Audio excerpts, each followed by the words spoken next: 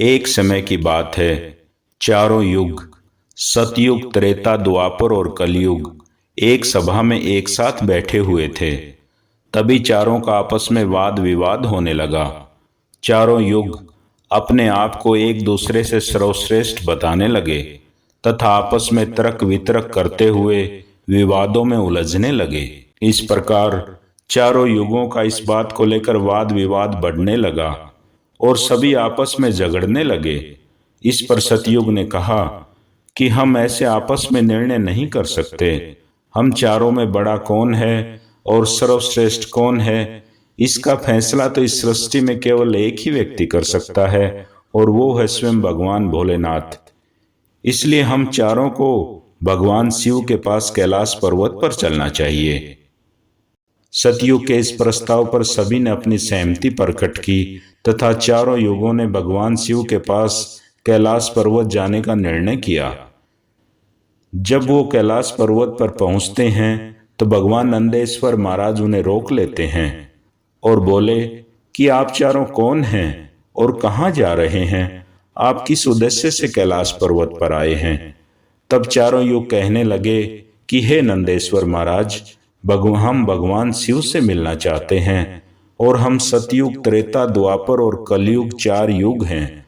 आप हमारे आने की सूचना भगवान शिव को दीजिए।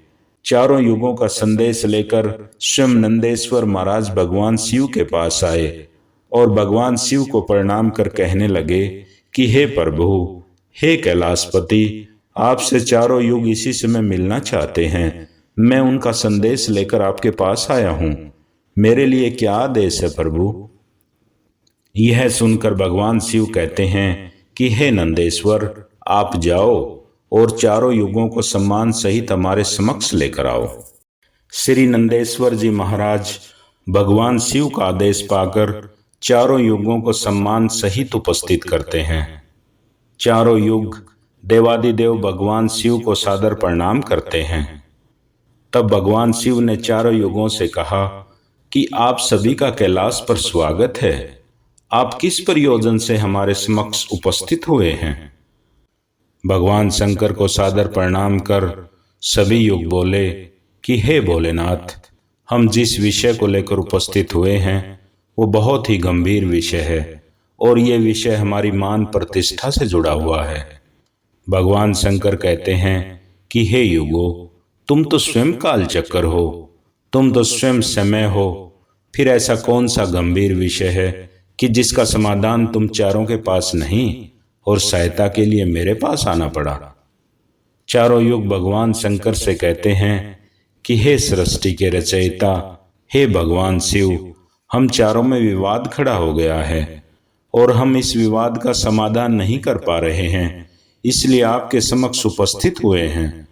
हम सभी आपसे निवेदन व गुहार करते हैं कि हे भगवान, आप ही हमारा फैसला करें और हमें बताएं कि हम चारों युगों में सबसे बड़ा कौन है, हम चारों में सर्वश्रेष्ठ कौन है।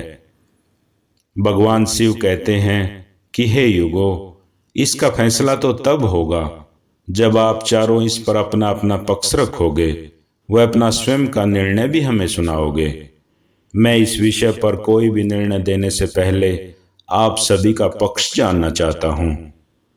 हे सतयुग, सर्वप्रथम तुम बताओ कि तुम किस प्रकार से अपने आप को अन्य युगों से बड़ा व सर्वश्रेष्ठ मानते हो।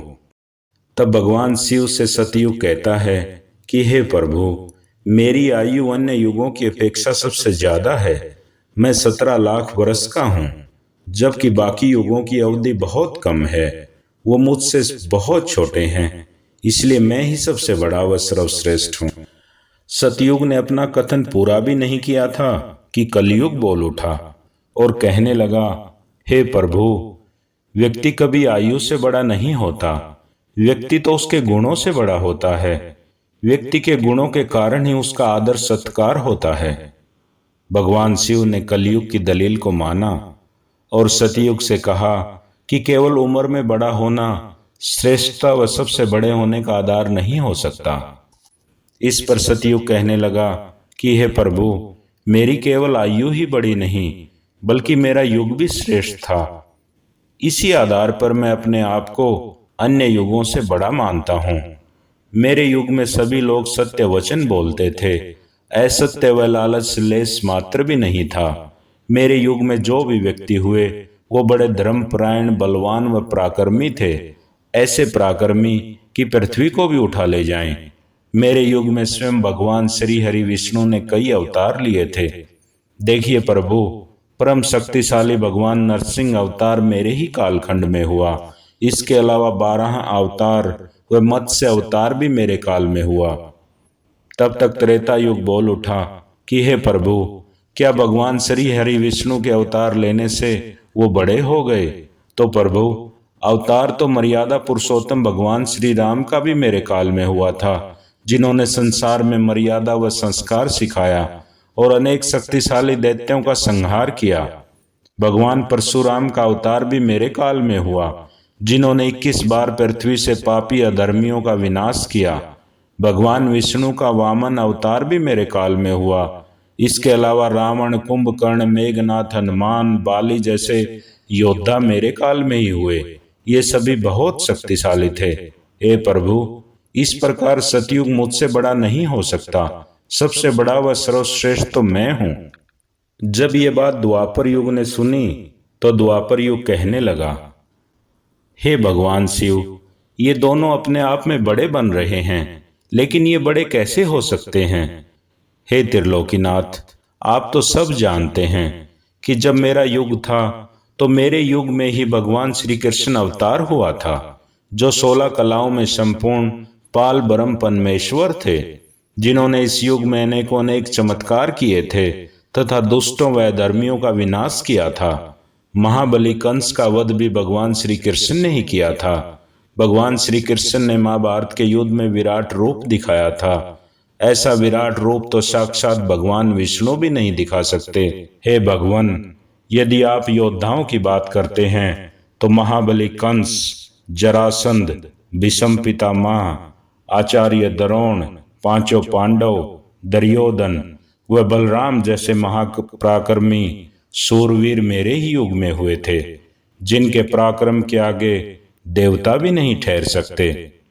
हे प्रभु, आप ही बताएं, मेरे कालखंड में कौन सा योद्धा इनके योद्धाओं से कम था? इसलिए हे भगवान, इन सब से बड़ा तो मैं ही हुआ। द्वापर युग की बात सुनकर कलयुग बोल उठा।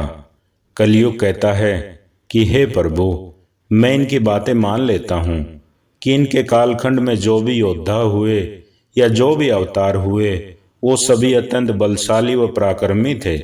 लेकिन हे भोलेनाथ, मेरा युग किसी भी प्रकार से इनसे कम नहीं है। मेरे युग में इंसानों ने अपनी बुद्धि व नई नई तकनीक से अनेकों आविष्कार किए हैं तथा पूरे संसार को एक दूसरे से जोड़ा है। व्यक्ति अपनी बुद्धि व शिक्षा के आधार पर बुलंदियों को छू सकता है। अतः हे प्रभु, मेरा युग सबसे सर्वश्रेष्ठ है तथा मैं ही इन सब में बड़ा हूँ। तो इस प्रकार भगवान शिव ने चारों युगों सतयुग, त्रेता, द्वापर व कलयुग का पक्ष सुना। उनकी आपस में बहस सुनी, वह उनके द्वारा दिए गए प्रश्नों के उत्तर सुने। तो भगवान शिव अपने मन में विचार करने लगे और सोचने लगे कि इनका फैसला कैसे किया जाए। पास में माता पार्वती बैठी थी। माता पार्वती कहती हैं कि हे प्रभु, आप किस चिंता में डूबे हैं? यदि आप ही इनका निर्णय नहीं कर पाए तो फिर इनका फैसला कौन करेगा? फिर तो ये इन चारों का विवाद बढ़ता ही जाएगा। माता पार्वती के साथ वहां उपस्थित सभी देवतागण मिलकर भगवान शिव से कहने लगे कि हे भोलेनाथ, इस सृष्टि में केवल आप ही हैं जो इनका निर्णय कर सकते हैं। अतः हे भोलेनाथ, यथाशीघ्र स्पष्ट करें कि इन चारों में सर्वश्रेष्ठ कौन है। अन्यथा चारों युग आपस में लड़ने लगे तो फिर क्या होगा? सृष्टि का काल चक्कर ही रुक जाएगा, समय का प्रवाह ही रुक जाएगा। हे भोलेनाथ, आप ही कुछ कीजिए।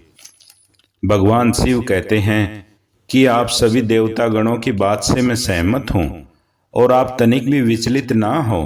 मैं इन चारों युगों का निर्णय करूँगा। इनमें सर्वश्रेष्ठ कौन है ये निर्णय मैं अवश्य करूँगा। तब भगवान शिव ने चारों युगों से कहा कि मैं तुम चारों की परीक्षा लूंगा और जो परीक्षा में सफल होगा वही सर्वश्रेष्ठ है, वही सबसे बड़ा होगा। चारों युग मिलकर बोले कि हे प्रभु, हम परीक्षा देने के लिए तैयार हैं, आप आदेश करें कि हमें क्या करना होगा। तभी भगवान शिव ने 100 टन का भारी भरकम कढ़ाया लिया और उस कढ़ाई को कैलाश पर्वत के नीचे एक समतल स्थान की तलहटी पर रख दिया और उस कढ़ाई के पास ही चावल का ढेर लगा दिया। तब भगवान शिव ने चारों युगों से कहा, तुम्हारी परीक्षा अभी हो जाएगी। सर्वप्रथम भगवान शिव सतयुग से कहते हैं कि हे सतयुग, मेरे 500 गण यहाँ बैठे हैं और तुम्हें इस कढ़ाई में चावल को बनाना है। शर्त यह है कि इन चावलों को तुम्हारे युग का व्यक्ति ही बनाएगा और मेरे यहाँ जितने गण हैं वो सभी इससे भोजन करेंगे। भगवान शिव कहते हैं कि हे सतयुग, तुम तुम्हारे युग का व्यक्ति बनाओ और उसे भोजन बनाने के लिए भेज दो। जब भगवान शिव की बात सतयुग ने सुनी तो उसने एक बहुत बलवान योद्धा प्रकट किया और उसको चावल बनाकर सभी गणों को भोजन कराने का आदेश दिया। अपने स्वामी का आदेश पाकर सतयुग का आदमी कढ़ाई के पास आकर देखता है कि इसमें 100 टन से भी ज्यादा भार है, लेकिन वह सतयुग का व्यक्ति था, इसलिए बहुत ही बलवान था। उसने बिना देरी किए एक भट्टी खोदी और फिर पेड़ों को तोड़कर भट्टी में डालकर अग्नि जला दी। अग्नि जलाने के बाद उस व्यक्ति ने उस भारी कढ़ाई को मात्र एक हाथ से उठाया और उठाकर भट्टी पर रख दिया। फिर वो चावल उठाए और उस कढ़ाई में डाल दिए, पानी व अन्य सामग्री डालकर चावल बना दिए। जब उस बड़े से बर्तन यानी कढ़ाई में चावल बन गए तो उस व्यक्ति ने सभी गणों को बैठाया और सभी को भोजन कराया। अपना कार्य पूर्ण करने के बाद वह व्यक्ति सतयुग के पास आया और आकर बोला कि हे प्रभु, मैं जा रहा हूं, मेरा कार्य पूर्ण हो गया। भगवान शिव व अन्य देवगण यह सब देख रहे थे। भगवान शिव अब त्रेता युग से कहते हैं कि हे त्रेता, अब तुम अपने युग के व्यक्ति को भेजो। ये जो कढ़ाया यहाँ रखा है मैं इसे हटा देता हूँ और दूसरा इसी के समान कढ़ाया बना देता हूँ। अब तुम अपने युग के व्यक्ति से इन चावलों को बनवाओ और मेरे अन्य 500 गणों को भोजन करवाओ। त्रेता युग ने कहा, ठीक है प्रभु, जैसी आपकी आज्ञा। तो इस प्रकार त्रेता युग ने अपना एक अति बलशाली योद्धा प्रकट किया और उसको आदेश दिया कि जो तलहटी में सैकड़ों टन वजनी का कढ़ाया रखा है, उसके पास जो मणों चावल रखा है वो उस कढ़ाई में डालकर पकाना है तथा भगवान शिव के इन 500 गणों को खाना खिलाना है। त्रेता युग का व्यक्ति भी कुंभकर्ण के समान बलशाली था। उसने कढ़ाई के पास जाकर एक बड़ी सी भट्टी खोदी और फिर दोनों हाथों से उस भारी कढ़ाई को उठाकर उस भट्टी पर रख दिया। फिर भट्टी में अग्नि जलाकर उसमें चावल डाल दिए। फिर पानी व अन्य सामग्री डालकर उन चावलों को पकाया। चावलों के पकने के बाद उसने सभी शिवगणों को बारी बारी भोजन कराया। सभी शिवगण भोजन करने के बाद कैलाश पर वापिस आ गए। तत्पश्चात भगवान शिव ने उस कढ़ाई को समाप्त कर दिया और एक उसी के समान नया कढ़ाया उत्पन्न किया और द्वापर युग से कहा कि हे द्वापर, सतयुग व त्रेता अपनी परीक्षा दे चुके हैं, अब तुम्हारी बारी है। मैंने इतना ही बड़ा कढ़ाया पुण्य प्रकट कर दिया है, अब तुम मेरे 500 अन्य गणों को इसी प्रकार भोजन कराओ।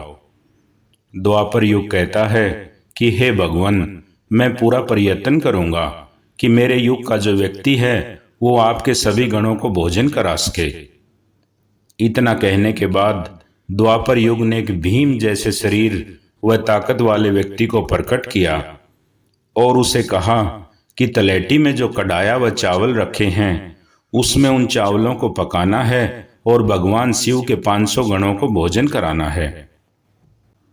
अपने स्वामी की आज्ञा प्राप्त कर वह बलशाली व्यक्ति उस बड़े से कढ़ाई के पास जाता है और देखता है कि कड़ाया बहुत भारी व बहुत बड़ा है, लेकिन उसने बिना विलंब किए उस कड़ाई के पास एक बड़ी सी भट्ठी खोदी और लकड़ियों की व्यवस्था कर उस भट्टी में अग्नि जलाई तथा दोनों हाथों से पूरा जोर यानी शक्ति लगाकर उस भारी कड़ाई को भट्टी पर रख दिया।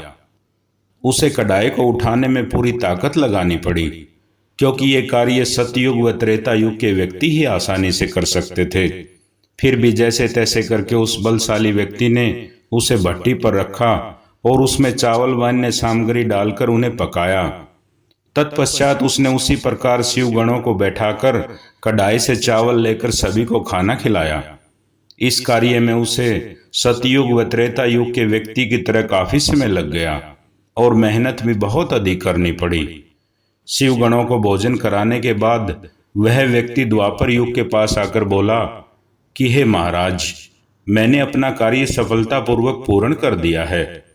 द्वापर युग बहुत प्रसन्न हुए और कहा कि मुझे तुमसे यही उम्मीद थी, अब तुम जा सकते हो। अब भगवान शिव कलयुग से कहते हैं कि हे कलयुग, मैंने तलहटी पर फिर से कड़ाया प्रकट कर दिया है। वह कड़ाया उतने ही वजन का और उसी आकार का है। अब तुम्हें परीक्षा देनी होगी। क्या तुम्हारे युग का व्यक्ति इस कड़ाई में चावल पकाकर मेरे 500 गणों को भोजन करवा सकता है? क्योंकि तुम्हारे युग के व्यक्ति कम शक्तिशाली व बहुत छोटे होते हैं। क्या तुम इस परीक्षा को देना चाहोगे कलयुग? भगवान शिव की बात सुनकर कलयुग बोला कि हे प्रभु, मैं आपकी बात मानता हूं। मेरे युग में व्यक्ति का शरीर मात्र 3 हाथ का है, उसकी आयु भी मात्र 100 वर्ष औसतन है और अन्य युगों के व्यक्ति की तुलना में वह कम बलशाली हो सकता है।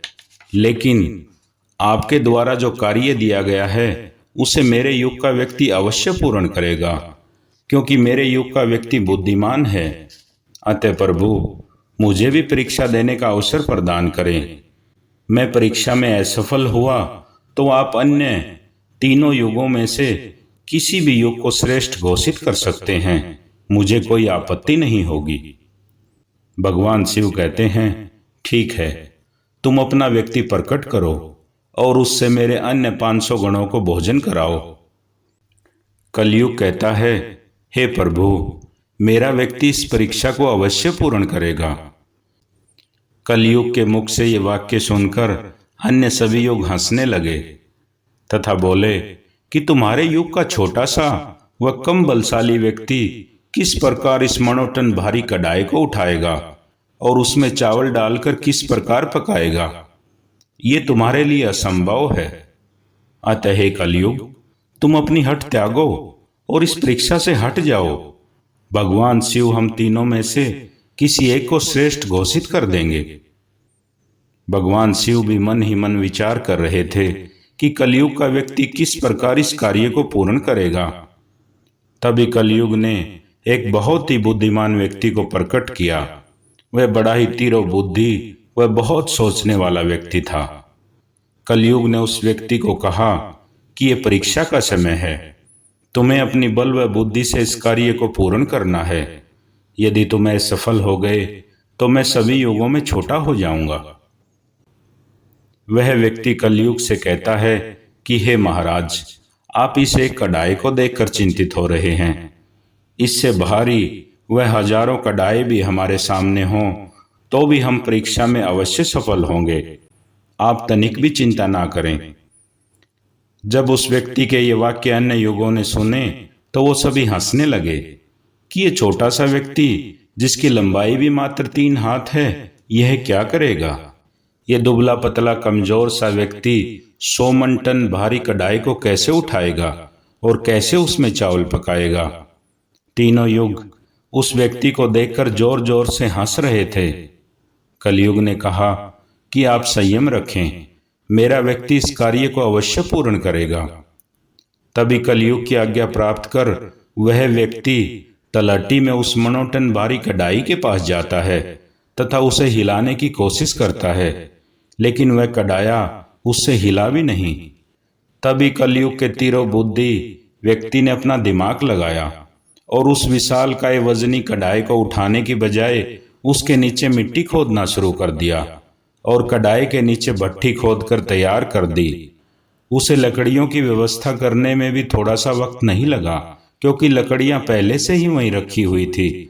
उसने उन लकड़ियों को उठाकर भट्ठी में डाला और अग्नि जला दी और फिर कढ़ाई में चावल, पानी व अन्य सामग्री डाली और इस प्रकार कुछ ही देर में चावल पककर तैयार हो गए। वह कलयुग का व्यक्ति कितना दिमाग वाला था।